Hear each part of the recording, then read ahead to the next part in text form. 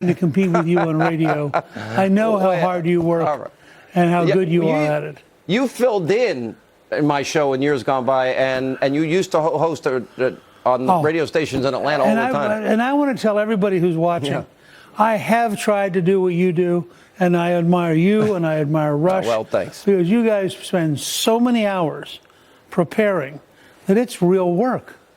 It's everyone that said, well, everyone has one good talk show. And what are you going to do on day 500? That's what I always say to people. Let me. So here we have the new Green Deal.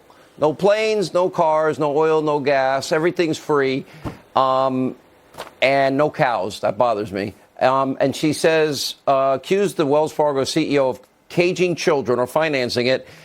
Don't worry about being automated out of your job. Does that mean we'll have robotic socialists that just utter the same words every day, because that's what a lot of Democrats do? You know, I've been trying to understand how to put, as a historian, in context what we're watching.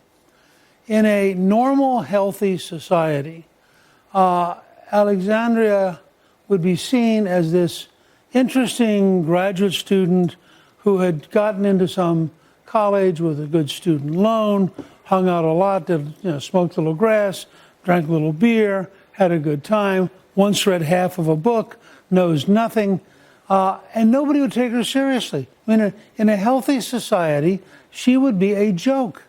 She doesn't know anything. Her views are based on whatever random thought comes in that morning, and her proposals are beyond silly. And she couldn't possibly defend her proposals. I would love to debate her at any college campus in the country, because I don't think she could possibly defend if we're allowed to actually stick to facts. Now, if all we're going to do is, scream and set up deeply emotional, heartfelt symbolism, she'll be great. But if you're talking about actually running something, getting something done, leading a country, I think she is totally in a different world. You are a great historian at heart.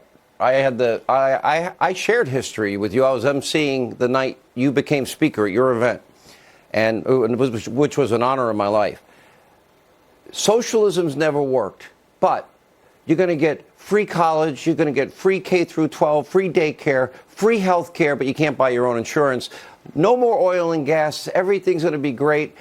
Free retirement, whether you're willing or unwilling to work. It offers to take away all fears of people. As a historian, has it worked out well? Because this has been tried before. I think it might be useful to take up a fund to ask AOC if she'd be willing to go to Venezuela, go to Zimbabwe, visit with people who used to live in the Soviet Union, go down and try to find a modern car in Cuba.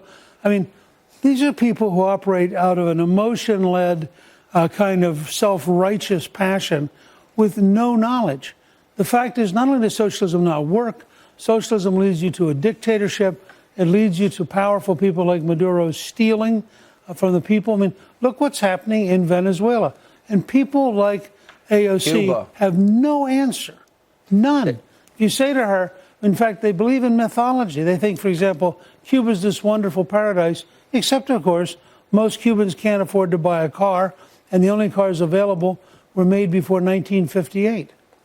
Mr. Speaker, I view it as serious. You got 2020 candidates supporting it. You got about 100 people in Washington and Congress supporting it. That's a high number, considering the magnitude of stupidity that is involved in this and destroying the single greatest wealth-creating system that's ever been devised by man. I think the great responsibility the conservatives have is to so decisively communicate these falsehoods that by the election of 2020, it is impossible to compete as a socialist. That's our responsibility. That's our challenge. We know they're nuts. Our job is to prove it to the country. By the way, for the record, we don't know if AOC ever smoked weed, although a lot of liberals now care about late-term abortion, during birth abortion, even after birth abortion, and yes, they want to legalize weed. A lot of liberals do. I don't think it's a good idea. Mr. Speaker, good to see you. Appreciate it. All right, the ladies of The View had some unkind words about the